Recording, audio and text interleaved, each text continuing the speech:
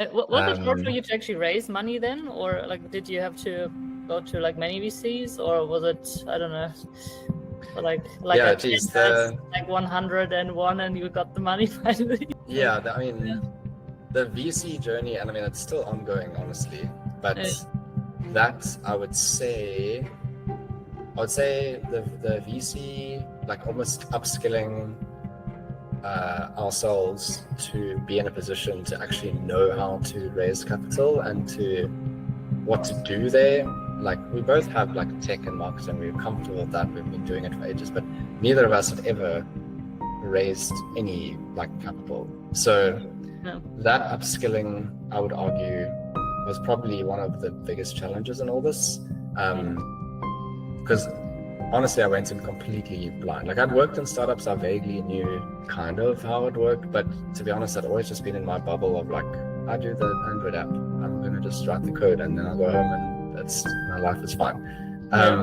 But so yeah, we initially started really just by like researching as much as we could, like tapping into those communities we spoke about to just ask for advice, and lots of video calls with like past colleagues who are now doing startups to just people that we met, and eventually like wrapping our head around this idea of casting your net quite wide in the beginning and then just seeing what comes back. And yeah, we went through that journey last year.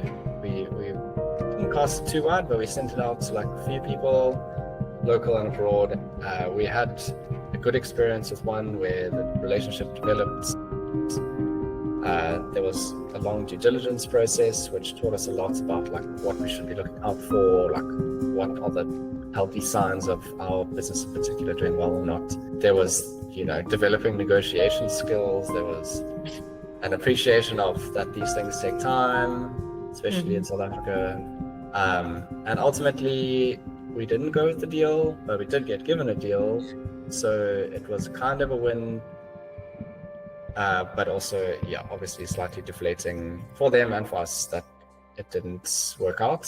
But at the same time, it was, I believe, for us a necessary learning experience to understand what the VC process looks like, and up until that point, it was entirely just like theory. But that whole experience, despite, ending with us on a maybe not the note we would have wanted, it still taught us like a whole lot about how to do it, and I still feel like I only know like a little bit, but it's a lot more than when we started. Yeah, I mean it's also a full-time job you have to do on the side besides like you running the tech side. It's a lot of work. Yeah, that as well. I mean, just knowing and appreciating that, like honestly, it's probably it should be someone else's full-time job, but we had the people that we had, and we had to make do with what we had. And so, but I, even though it was a bit stressful, like I enjoyed learning about this like new world of like, how does this all work? Actually, pretty fortunately. No, go ahead. I was going to say, pretty fortunately, and something I didn't mention is that what was quite cool is that we have a very close friend.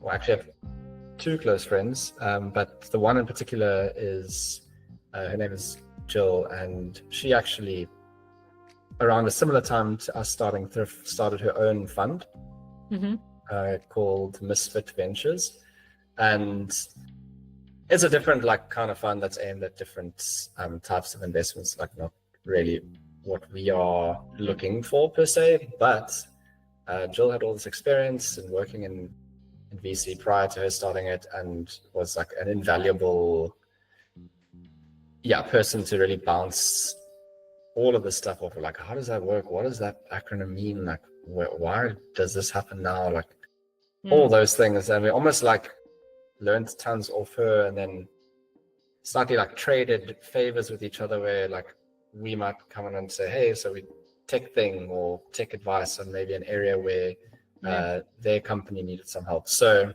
that was actually very, very helpful. I forgot to mention that, but Did you also thought about not raising funds, or was that like no other option to, like you had to? We did think about it.